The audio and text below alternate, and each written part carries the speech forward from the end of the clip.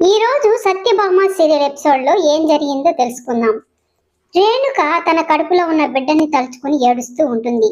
ఈ బిడ్డని కాపాడుకోగలనో లేదో, భూమి మీదకి తీసుకురాగలనో లేదో అని ఏడుస్తూ ఉంటుంది. అంతలో రుద్ర రావడంతో రేణుక భయపడిపోతుంది. రేణుక దగ్గరికి వచ్చి తన గొంతు పట్టుకుంటాడు. ఈ రోజు తప్పించుకున్నావు కానీ ఈసారి తప్పించుకోలేవు. మా అమ్మ ప్లేస్ లో నువ్వు ఉండాల్సింది కానీ మిస్ అయిపోయావు అని అంటూ ఉంటాడు. రేణుకైతే, ఎందుకయ్యా నా మీద అంత కోపం పగా నీకు? నీ బిడ్డే కదా ఇది. నా మీద కోపంతో నీ బిడ్డని ఎందుకయ్యా చంపుకోవాలని చూస్తున్నావు అని అనడంతో, నా బిడ్డే కదా, ఇచ్చేయి. 9 నెలలు నేను ఆగలేను. నా బిడ్డే అంటున్నావు కదా, ఇచ్చేయి, ఇప్పుడే ఇచ్చేయి అని అంటూ ఉంటాడు. నా జోలికి బిడ్డ జోలికి రాకుండా ఉండాలంటే నేనేం చేయాలో చెప్పయ్యా, తప్పకుండా చేస్తాను అని అంటుంది.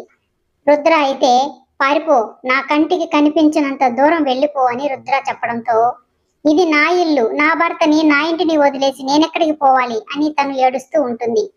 ఇక్కడే ఉండాలంటే నేను చెప్పినట్టు వినాలి, లేదంటే చస్తావు అని రుద్ర అనడంతో, ఒక్క బిడ్డ విషయంలో తప్ప ఇంకేం చెప్పినా నేను నీ మాట వింటానయ్యా, కాదనను అని తనైతే ఏడుస్తూ అడుగుతుంది. ఇంట్లో ఎంతమంది మనుషులున్నా కూడా నిన్నెవ్వరూ కాపాడలేరు.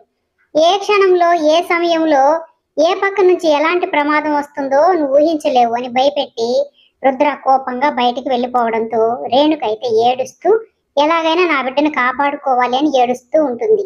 సత్య దగ్గరికి కృషి వచ్చి అయిన వాళ్లే మోసం చేస్తూ నిజాలు దాచిపెడుతుంటే చాలా బాధగా ఉంది అనడంతో, తెలియనట్టుగా ఏం జరిగింది అని సత్య అడుగుతుంది.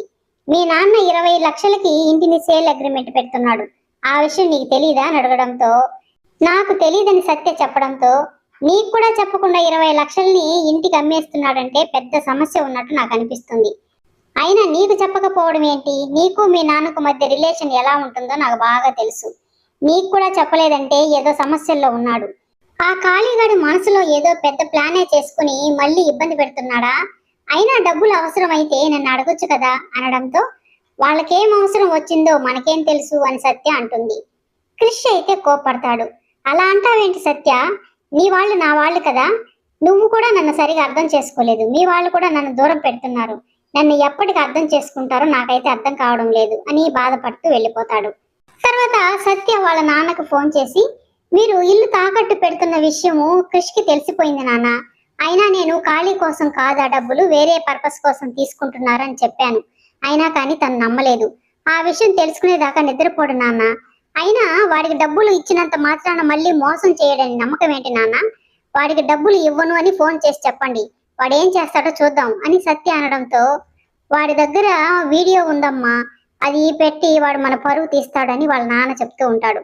అయ్యో నాన్న, వాడి దగ్గర ఏ వీడియో లేదు, వాడు భయపెట్టడానికి అలా చెప్తున్నాడు.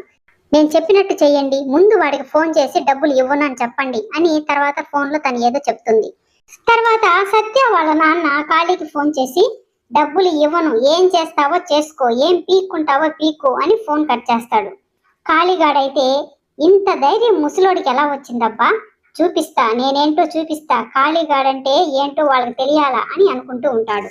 జరగబోయే ఎపిసోడ్ లో ఖాళీ సత్య వాళ్ళ నాన్న దగ్గరికి వచ్చి 20 లక్షలు ఇస్తావా, నీ కూతుర్ని ఇస్తావా అని సంధ్య చేపట్టుకుని లాగబోతూ ఉంటాడు. వాళ్ళ నాన్న అయితే కత్తి చూపించి బెదిరిస్తూ ఉంటే, ఏంటి మామ, నీ దగ్గర కత్తి ఉంటే నా దగ్గర నీ కూతురు వీడియో ఉంది, బయట పెట్టేయమంటావా అని అంటూ ఉంటాడు. అందులో సత్య అక్కడికి వచ్చి, పెట్టరా, నీకు ధైర్యం ఉంటే బయట పెట్టు అంటుంది. ఓహో, నిన్ను కిడ్నాప్ చేసింది క్రిష్ కాదని నేనే అని నీకు తెలిసిపోయిందా?